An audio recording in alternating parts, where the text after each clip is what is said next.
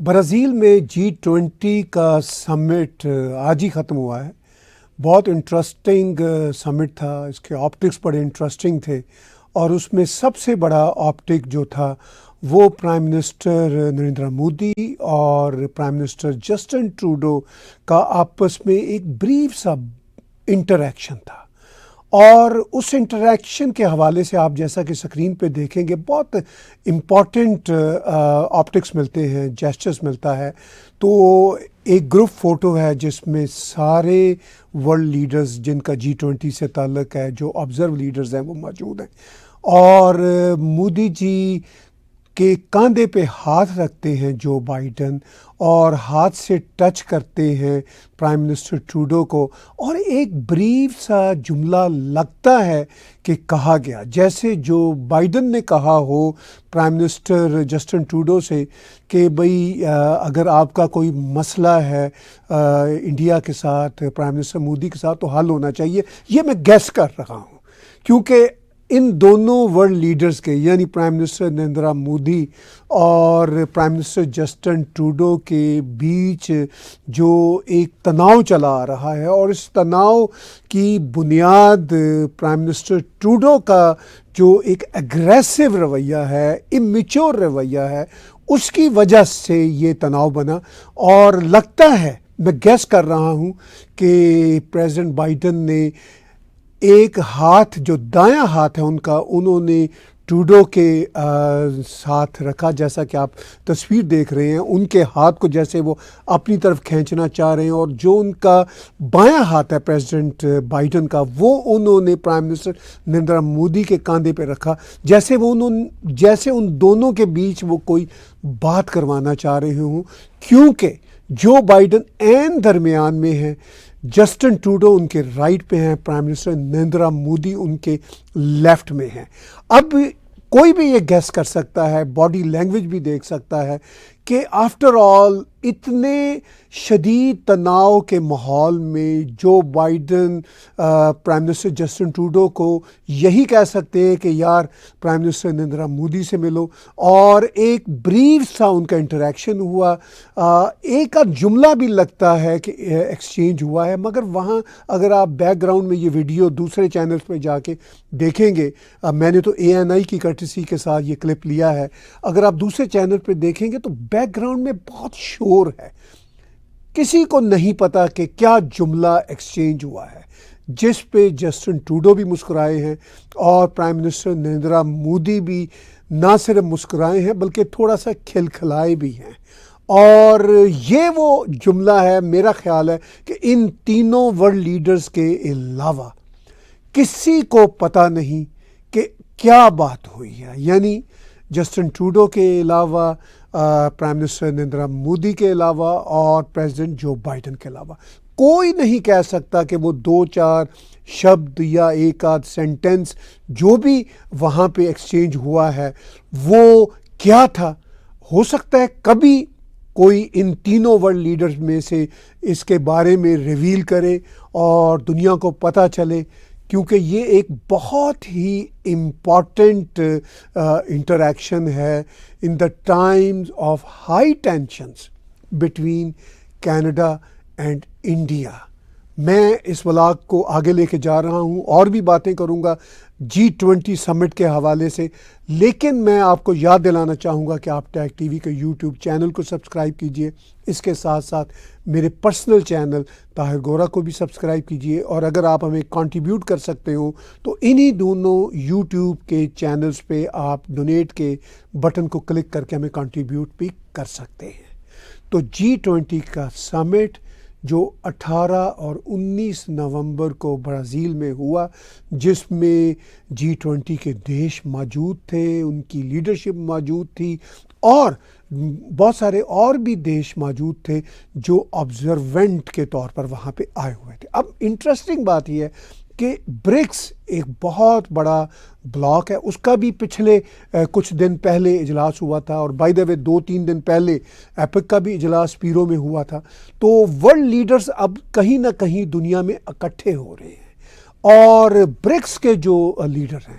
وہ زیادہ تر G20 کا بھی حصہ ہیں۔ اس بار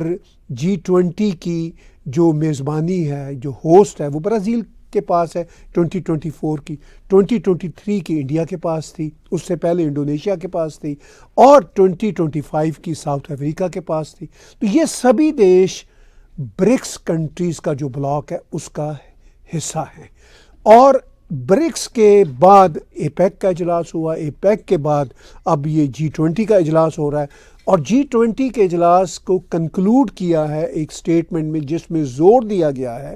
کہ دنیا میں پاورٹی ختم کی جائے، جینڈر ایکویلٹی کو قائم کیا جائے، اور جو ہیلتھ کے ایشوز ہیں اس پہ بات کی جائے۔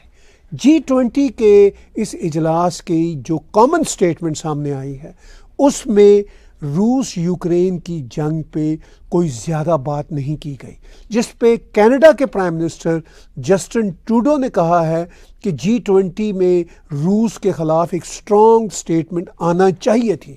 لیکن وہ نہیں آئی۔ اس اجلاس میں روس کے جو فارن منسٹر ہیں وہ بھی آئے ہیں، ولادیمیر پوتن تو نہیں آئے جو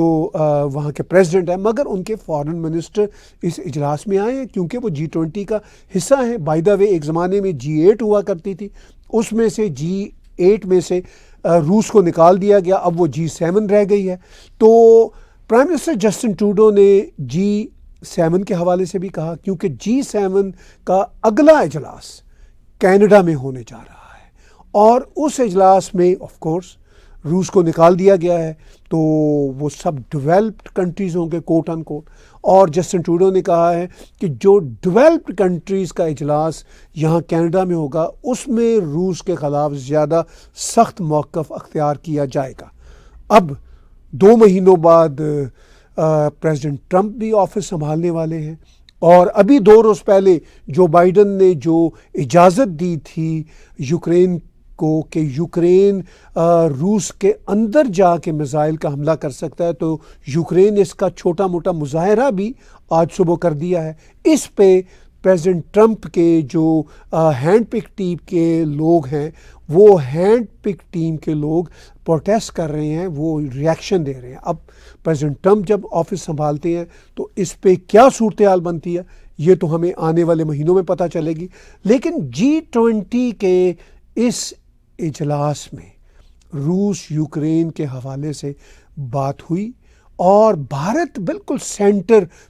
پہ رہا ہے، بھارت کو بہت امپورٹنس ملی۔ جو بائیڈن دونوں روز پرائم منسٹر نریندر مودی کے ساتھ یا تو کھڑے رہے یا بیٹھے رہے۔ اب جو بائیڈن کا بھی فرینکلی یہ آخری ہائی پروفائل انٹرنیشنل سمٹ ہے جس میں وہ شرکت کر رہے ہیں، اس کے بعد پریزیڈنٹ ٹرمپ کو آپ انٹرنیشنل فورمز پہ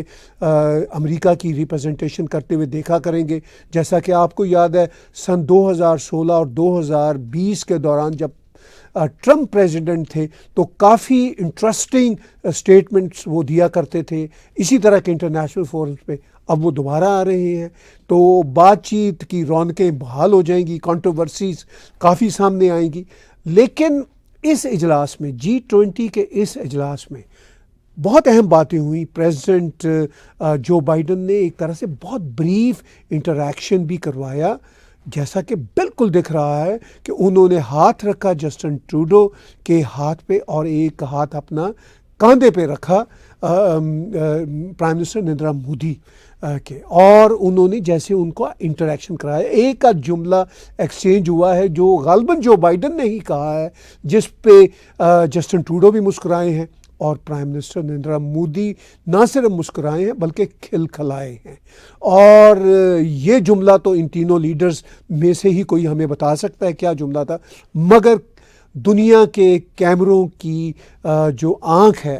انہوں نے باڈی لینگویج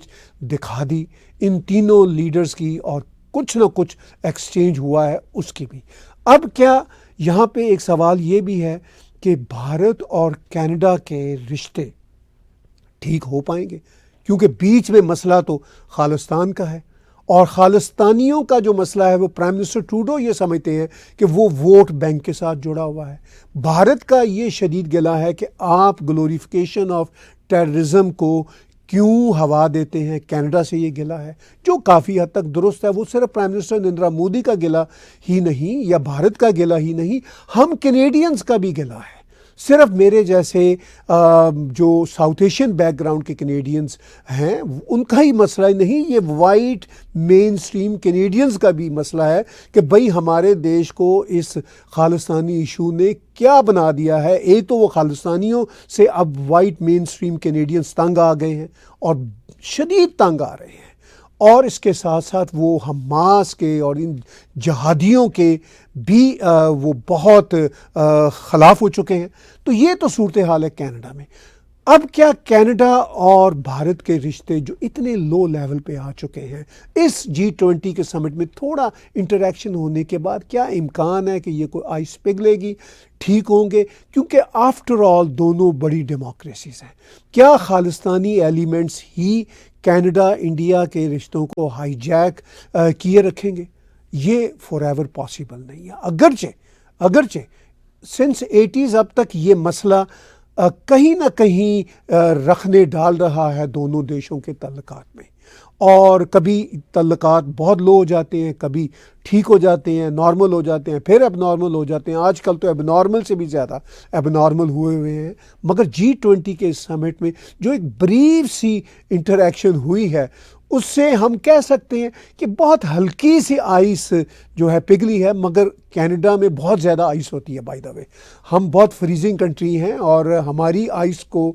پگھلنا یا پگھلانا بڑا مشکل کام ہے، کیونکہ ہمارے ہاں ایگو بھی بڑی خطرناک پائی جاتی ہے۔ اور پھر جب ووٹ بینک کا مسئلہ ہو اور prime minister Trudeau vote bank کی ڈائنامکس کو ٹھیک سے نہ سمجھ رہے ہوں، ان کا یہ خیال ہو کہ اسلامسٹ یا خالستانیوں کے ووٹ ان کے لیے بڑے امپورٹنٹ ہیں، تو اتنے بھی امپورٹنٹ نہیں ہے، کیونکہ